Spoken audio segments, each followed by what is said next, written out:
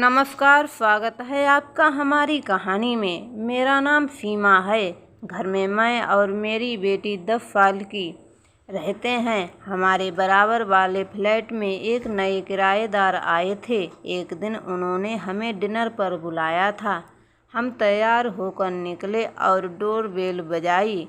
सुधा ने दरवाज़ा खोला और फिर मुस्कुराते हुए बोली, आओ सीमा। हेलो बेटा, अंदर आओ। मैं अपनी बेटी आरोही के साथ अंदर आई। सुधा ने अपने परिवार से मेरा परिचय कराया। सुधा का पति सुमित मुझे जीन्स टॉप, कंधों पर लहराते बाल, सलीके से किया गया मेकअप बहुत आकर्षक लग रही थी मैं। आरोही तनु और राहुल को हेलो बोलो।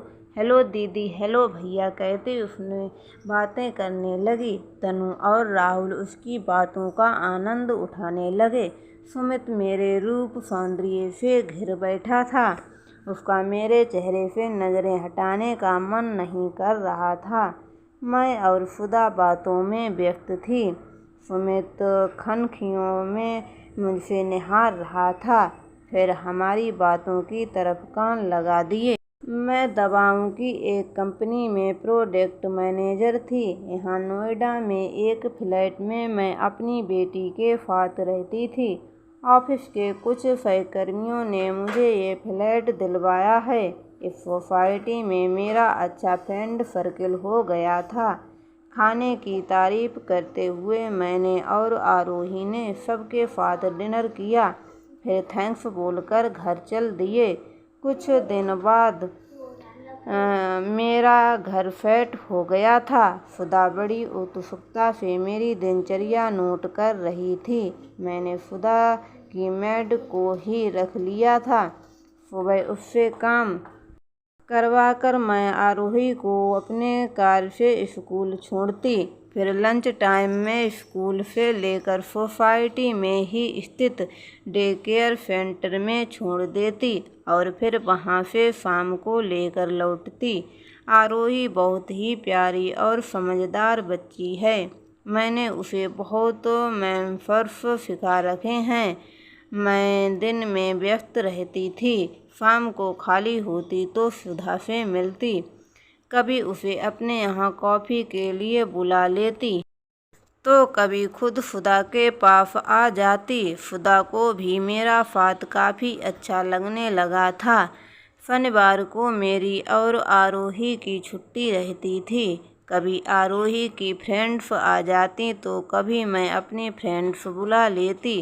कुछ महीनों की दोस्ती के बाद सुधा भी काफ़ी घुल मिल गई थी। उधर सुमित मुझसे बात करने का मौका ढूंढता रहता था, लेकिन सुमित के ऑफिस से आने के बाद मैं कभी सुधा के घर नहीं जाती थी। सुमित यहाँ वहाँ देखता रहता, मुझसे उसका आमना सामना नहीं होता था। संडे को आरोही को तेज बुखार आ गया। मैं भागी भागी सुधा के घर गई। सुधा ने दरवाज़ा खोला तो मैं कहने लगी कि आरोही को बहुत तेज बुखार है। कोई डॉक्टर है जो घर आ जाए? सुधा ने कहा, हाँ हाँ, अंदर आओ, मैं नंबर देती हूँ। सुमित ड्राइंग रूम में पेपर पढ़ रहा था। फौरन उठकर खड़ा हो गया।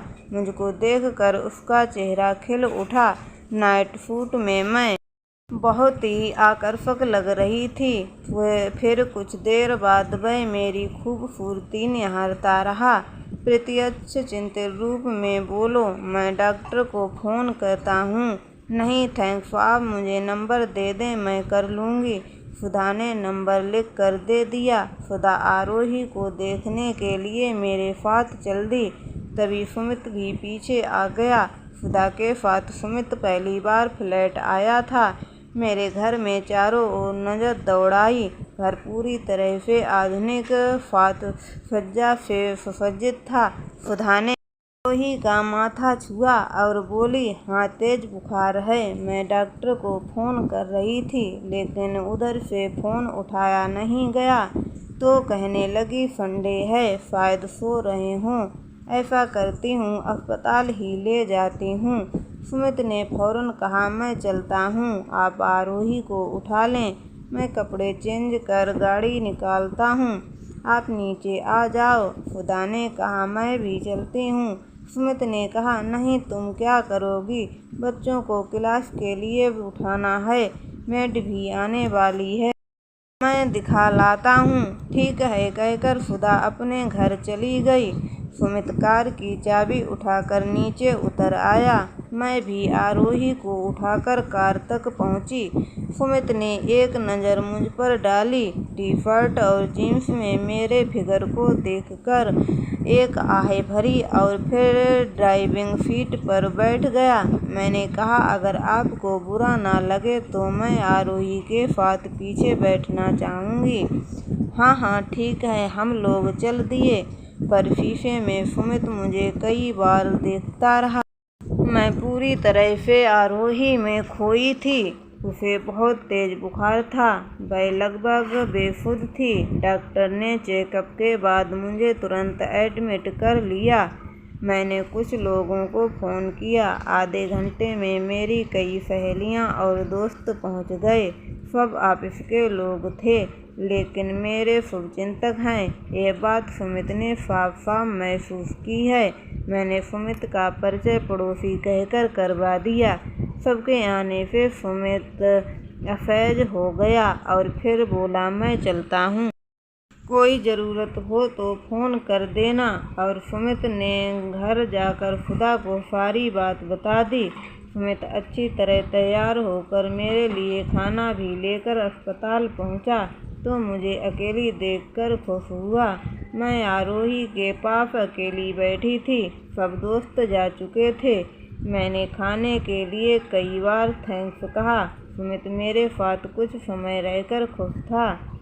वह थोड़ी देर आरोही की तबीयत के बारे में बात करता रहा। वह अपनी तरफ से मुझको प्रभावित करने का कोई मौका नहीं छोड़ना चाहता था। तभी मेरी एक सहेली भी खाना ले आई तो मैं हंस पड़ी। बोली, मेरा ध्यान रखने वाले कितने लोग हैं। थोड़ी बहुत बातों के बाद सुमित घर लौट गया। शाम को खुदा के मेरे लिए डिनर लेकर आ गई। मैंने प्यार से खुदा का हाथ पकड़ लिया। आप मेरे लिए कितना कर रही हैं। Thank you very much. तो क्या हुआ सीमा, हम दोस्त हैं, पड़ोसी हैं, इतना तो हमारा फर्ज बनता ही है। तुम बेकार की औपचारिकता में ना पड़कर बस आरोही की देखभाल करो। और हाँ, सुबह तो तुम मेरे ऐसे ही उठकर आ गई थी। रात को रुकने के लिए तुम्हें कपड़े चाहिए होंगे। ऐसा करो, मैं यहीं बैठी हूँ, जो चाहिए जाकर ले आओ। हाँ, यह ठीक रहेगा। मैं अपना कुछ सामान ले आती हूँ। सुमित फौरन खड़ा हो गया। आइए, मैं चलता हूँ। मैंने हाँ में सिर हिलाया तो सुमित का मन खिल उठा। कार में सुमित मुझे चोर नज़रों से लगातार देखे जा रहा था। अपने मन के चोर को उसने किसी भी हाव भाव से बाहर नहीं आने दिया। बाहर से वह एकदम श्रेष्ठ सभ्य पुरुष बना हुआ था, लेकिन अंदर ही अंदर मन में कुटिलता लिए एक अकेली औरत को प्रभावित करने का कोई मौका हाथ से नहीं जाने देना चाहता था। रास्ते भर हम दोनों की कोई खास बात नहीं हुई, लेकिन सुमित खुश था। मेरे कई दोस्त आ गए तो सुधा और सुमित घर लौट गए। अगले दिन सोमवार को सुमित ने ऑफिस जाते हुए कार अस्पताल के बाहर रोकी। मैं उसे सुबह सुबह देखकर हैरान हुई। आरोही ठीक थी। जब मैंने बताया कि शाम तक छुट्टी मिल जाएगी तो सुमित ने कहा, ठीक है, ऑफिस से सीधा इधर ही आ जाऊंगा, साथ ही चलेंगे। नहीं, मेरी फ्रेंड आ जाएंगी कार लेकर। अरे, एक ही जगह जाना है, उन्हें क्यों परेशान करेंगी। अच्छा ठीक है, मैं तुम्हें फ़ोन करके मना कर दूंगी। सुमित के बार बार इन हरकतों से मैं उसके इरादे पूरी तरह भांप चुकी थी। इसीलिए मैं पहले ही अपनी फ्रेंड के साथ घर चली आई। अगले दिन मैंने ऑफिस से छुट्टी ले ली थी क्योंकि मेरी कुछ फ्रेंड आरोही को देखने आई थीं। फिर पुराना रूटीन शुरू हो गया था। कुछ दिन और बीत गए। अब मैं और आरोही सुधा से और घुल चुके थे। कभी कभी सुमित टूर पर होता तो तीनों मूवी देखने जाते। बाहर खाते पीते। तनु और राहुल तो मानो मेरे फैन हो गए थे।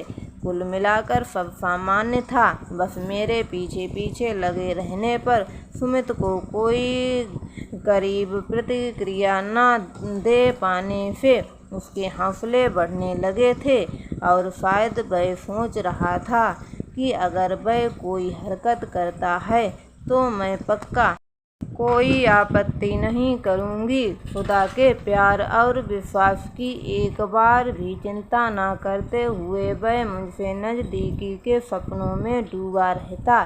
एक दिन अचानक सुधा के मायके से फ़ोन आया। कानपुर में उसकी मम्मी की तबीयत खराब थी। सुमित ने फौरन कानपुर के लिए उसकी फ़्लाइट बुक कर दी। मैड को खाना बनाने के लिए कई निर्देश देकर सुधा दिल्ली के लिए फौरन तैयारी करने लगी। सुधा को एयरपोर्ट छोड़कर आते हुए सुमित कई तरह की योजनाएं बनाने लगा। तनु और राहुल कॉलेज चले जाते। सुमित मुझसे बात करने के लिए मौका ढूंढता रहता, लेकिन सुधा के जाने के बाद मैं बच्चों से तभी मिलती जब सुमित ऑफिस में होता। सुधा को गए 6 दिन बीत गए थे। सुधा कल सुबह आने वाली थी। उसकी मम्मी अब ठीक थी। सुमित इसे अपना आखिरी मौका समझकर मेरे घर में आया। उसने घर की घंटी बजाई। मैंने दरवाज़ा तो सुमित ने कहा, एक तकलीफ़ देनी है आपको। जी कहिए, प्लीज़ एक कप कॉफ़ी बना देंगी? पता नहीं सुधा ने कहाँ रखी है, मिल नहीं रही है। सिर में बहुत दर्द हो रहा है। आपको कोई प्रॉब्लम तो नहीं होगी ना? अरे नहीं, आप चलिए मैं लाती हूँ। आपको भी इस समय कॉफ़ी पीने की आदत है ना? अपनी भी ले आइए, साथ ही पी लेंगे। कहकर सुमित अपने घर चला गया। मुझे इसके इरादे ठीक नहीं लगे, पर मैंने सोचा शायद ऐसा मेरा वहम हो। 10 मिनट बाद मैं ट्रे में एक कप कॉफ़ी लेके आई। उसमें मुझे हाथ से अंदर आने का इशारा किया। मैं जैसे ही अंदर आई, सुमित ने दरवाज़ा अंदर से बंद कर लिया। पूछा, आप अपने लिए नहीं लाई? ट्रे टेबल पर रखकर मैं जैसे ही सीधी हुई, सुमित ने मेरे कंधे पर हाथ रखकर कहा, बैठो ना, अब से तुमसे कुछ कहना चाहता था। फिर अचानक मेरी बगल में दबे बैग को देखते हुए बोला, इसमें क्या है? मैंने एक व्यंग भरी मुस्कान उस पर डाली। बैग की चेन खोलकर एक स्प्रे निकाला और बोली, ये खास स्प्रे है, क्या आप देखेंगे कि यह कैसा काम करता है? सुमित ने सोचा कि कोई मादक स्प्रे होगा। वह और निकट खिसका तो मैंने उसकी आंखों पर स्प्रे कर दिया।